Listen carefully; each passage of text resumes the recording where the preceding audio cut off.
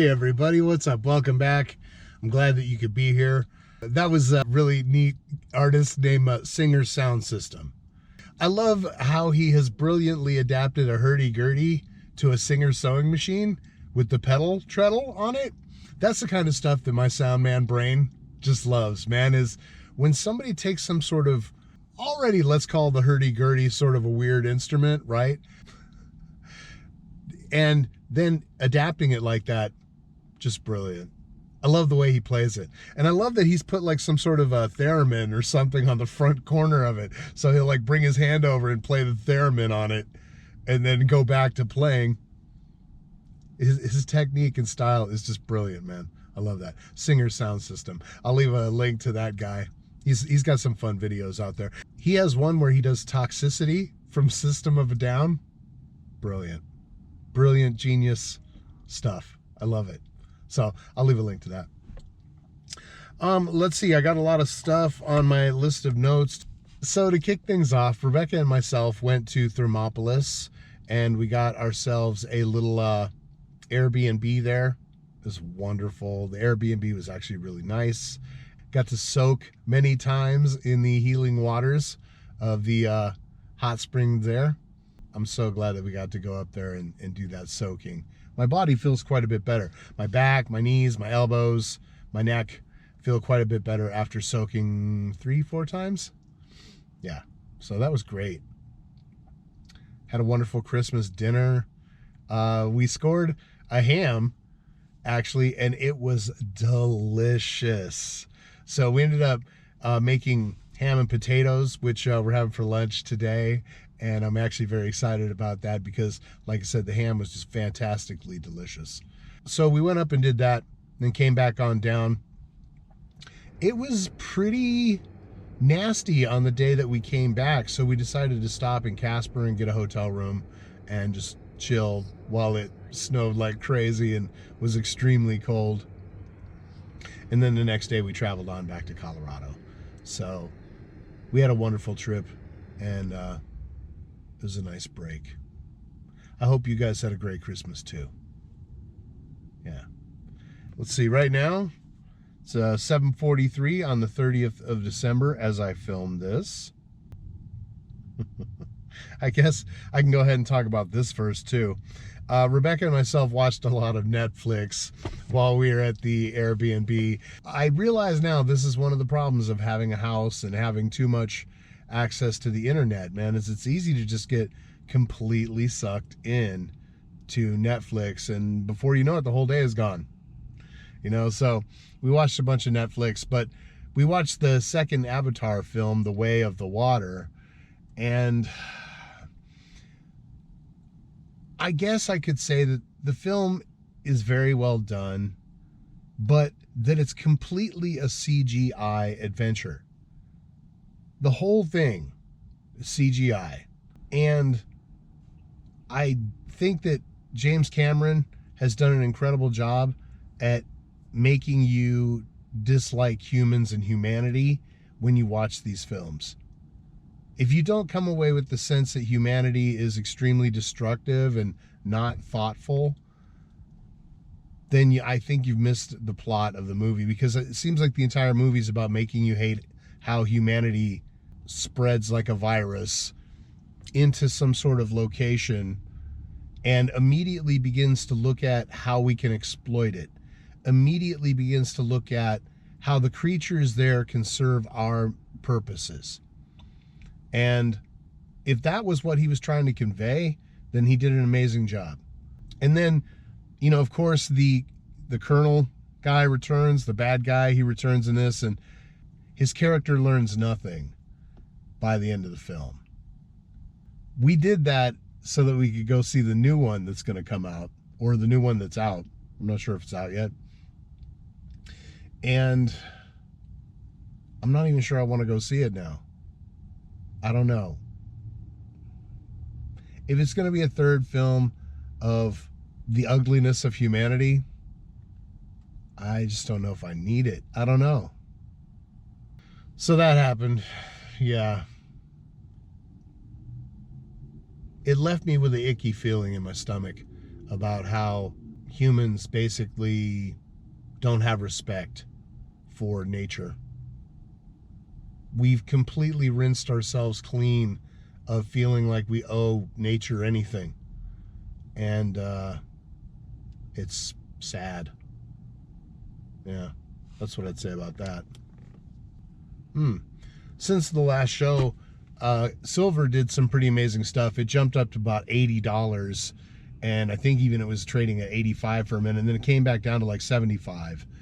And it is not normal for silver to have a $10 swing in one day. Whatever is going on, there are some indicators that are broken, bent, or busted in the markets. Typically, gold and silver are a barometer, or a thermometer, I suppose, for what's going on in the market. But there has been a disconnect between gold and silver and reality now for a while, in the sense of gold and silver are actually starting to explore their true value. I tend to believe the $10 swing was related to paper being traded on silver and giving it the beatdown. But I also think a lot of people were trying to cash out of their positions, probably thinking that that was as high as it was going to get, or that they needed to cash out of their positions anyway and retrieve some of their money back out of the investment. But let's see what gold and silver is doing right now as I'm speaking. Let's see, gold's at 43.61 and silver is at 75.39. Up 420. Yeah, so that's something else that's kind of crazy, right? Is wild swings in silver. It didn't used to move $5 in one day. Maybe it moved $2 or something like that, or it didn't used to move like this. So that says to me that there's more volatility, there's more demand, there's information about how the LBMA in London is moving to someplace else. Silver's in big demand for production of solar panels and electronics. And I think the paper market is sort of starting to have less impact in price discovery, because the paper market used to always keep it suppressed. The value would be suppressed through the paper market. But it now seems like it's exploring real actual price territory. Pretty interesting stuff, right? So I'm keeping my eye on gold and silver for that reason. In my next one, I wanted to have a little update discussion about the whole Russia v. Ukraine tete-a-tete that's going on there and where it's at. Because the news media is sort of trying to frame a house that looks like that there's a peace settlement in the very near future for Ukraine. But I tend to not agree with that so much, because I feel like Vlad has spent a fair amount of blood, treasure, and resources on taking back Ukraine, and that he's just not interested in a partial take back or something where the current government remains in power in Ukraine, because it will not have solved the problems. You will have fought all of this time and lost all this equipment and stuff and not really even solved the problem. Although I think that it's probably safe to say that NATO membership is most likely off the table for a little while, because of that's extremely problematic from the Russians' position. And then you also have this thing that's going on with Zelensky, where his position is basically any deal that includes Russia retaining the Donbass and other occupied areas is ab initio impossibilis, which it means impossible from the outset. And he has basically sort of laid that line in the dirt that any sort of peace deal includes Russia relinquishing back the territories that they've taken. And effectively that is a non-starting negotiating position. So the only way that peace would be achieved is if somehow you could convince Zelensky that he could give Vlad the Donbass areas and the areas that they've already occupied, and sort of move forward with a smaller, different looking Ukraine with different borders. And I don't think either side wants to capitulate those terms. So I think Vlad is just going to keep the pressure on. I think he knows that America is hot to get this war done, because otherwise Ukraine will probably fall entirely, from the perspective of they're running out of men and they're running out of bodies to fight the war. It's not so much that they don't have the equipment anymore, although they are lacking in artillery shells, but we've been propping up this war now the entire time. We've been paying for all the weapons now this entire time. We've been paying for the administration of the Ukrainian government and its pensions. So American dollars have been propping this shit up long enough. And this is why Don is so hot to get a deal and get the shit done, right? Because he just wants to try and stop the bleeding, the hemorrhaging of American dollars into Ukraine. But I don't think Vlad has any reason to negotiate. I think he just needs to keep the pressure on a few more months. And do I think that Ukraine falls in the next 6 months? Probably not. Do I think that Ukraine could very likely fall in the next 18 months? High likelihood. And eventually losing the whole thing. See, so I don't think Vlad has any reason to actually negotiate. And we pipe a lot of propaganda here in America about how everybody's against him and how, you know, they want to replace him and how he's got all these health problems and stuff, but it doesn't really seem like any of that is actually true when you really stop to look at the situation. America spends a lot of time trying to create propaganda narratives about its enemies, but a lot of it is just not true. Matter of fact, recently the intelligence community was kind of chastened a little bit for being out of touch with reality and providing a lot of information that is maybe not so accurate. Yeah. So that's what I think is going to happen over there. I think they're just going to keep fighting. And I think that somewhere between 6 and 18 months out, Ukraine has to do something differently or give up. I had a secondary note to that, which is, how is the pressure that Vlad is putting on Ukraine any different than the pressure that we're putting on Venezuela right now? Like, it's pretty similar. So I guess you shouldn't throw rocks if you live in glass houses. Yeah, that's what I'll say about that. One of the things that I've learned from the Gulag archipelago, well, I've learned a lot of things actually.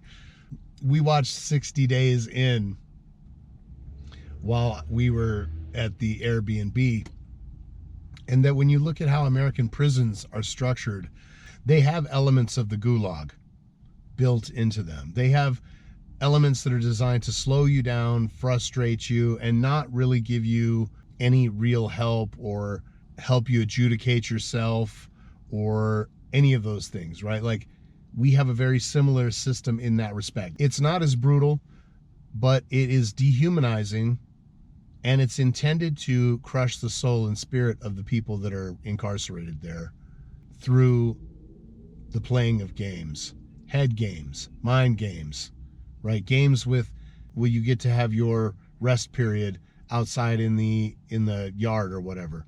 A lot of psychological games going on in American prisons that resembles gulags. And one of the things that I sort of came to realize through watching all of that was that there's this perverse relationship between the complexity and the layers and the bureaucracy and the perception of something being legitimate through the propagation of all of that. And what I mean by that is that because some sort of system has rules and it has guidelines and it has all these different things that it does, it's like it's trying to build its legitimacy through having all of these mechanisms. Here's this way that you can complain. Here's this way that you can get, justice. But a lot of it is just a ruse. A lot of it is just meaningless going through the motions, knowing that they're not really intending to give you the outcome that you're hoping for, that they're just basically running you around until you get tired, until you get exhausted, and you let it go. And then you fall back into just being a zek, which is a prisoner. So bureaucracies, utilize this mechanism of complexity and layers and documents and procedures and processes, right? They hide behind all that stuff. It's how we make it look like we're going to do something, but then we never do anything. And that power tries to build legitimacy through these mechanisms, but it's false.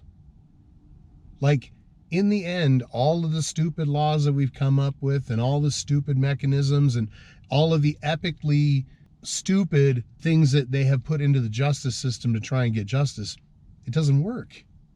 It's completely fucking dysfunctional unless the idea of it is to just run you around until you get tired and you leave them alone. The Soviet Union was built on these layers of bureaucracy and all this bullshit. And America, to a great extent, is following that same path. We're following in those very same footsteps of very gradually bringing about a gigantic gulag where it doesn't have bars and you let yourself in and out of it every day, but it's designed to lock you down and your mind and to prevent you from having thoughts that are your own. And something else I think I've come to discover is that there are a group of people in the world who are perfectly content to have the boot on their neck, and they would kill you and rise up to defend the system that keeps the boot on their neck if you dared to try to remove it. And that in some bizarre way, they've come to the conclusion that being a slave and a servant in a relative comfort is better than not knowing and having to figure it all out on your own and not having masters. Most people want the masters. They don't want to be on their own. They don't want to have to figure it out. All right. In my next topic, humans have a really short memory. I watch things that I did a year ago, and you don't remember those things. You watch things that you did a few years back, and you don't remember those things. And it's kind of wild how the human mind only has so much storage capacity, and that you can push things out of it by pushing things into it. That you can displace the old memories by merely generating constant new updates and input to what's there, and it will progressively push out the old stuff. And that humans' memory retention is just not that long anymore. I fear that is definitely one of the side effects of the internet age and the informational overload that's taking place. It effectively rinses clean your ability to remember things. Our attention span is extremely short, and our memories are getting shorter. And that's part of how they use us. That's part of how they fool us and sucker us, is by us not remembering what took place. I mean, 2020 and all that shit that took place back then seems like a dream, a horrible nightmare that we all lived through, but it's weird how it softens. I got into so much shit with people over that dumb shit. In some respect, I feel pretty vindicated because most of the things that I was saying and advocating for back then have borne out to be true. And then this whole bizarre thing about the cold and the flu don't seem to exist anymore. There's only COVID now. COVID might be out there, but the cold and flu exists too. You know, like they didn't go away, but the world acts like those don't exist anymore. That all there is COVID. It got bizarre somewhere along the way, man. I had the crud, I don't know, month ago, something like that. And I had it for about 4 days. And I was like, maybe it's just the flu. I didn't even bother to find out. And then I see this nonsense out in the news, and I shouldn't call it nonsense because I haven't even investigated it yet, but They're trying to pump up the fear factor again. They're trying to say there's like some outbreak of something somewhere, and oh my God, we all got to go back into masks. And it's just like, fuck you guys. I'm not doing that shit again. Nah. I don't think so. So I guess maybe the moral of the story there is that 5 years later, what we learned is the government lied about a lot of things, and the government has lied entirely too damn much. And that the government should not be trusted because they lie. They lie about things they don't even need to lie about. They're habitual liars, right? This is why George Carlin said, I don't believe anything the government tells me. Nothing. Right? He was right. In my next topic, any kind of run on Bitcoin would completely blow it up.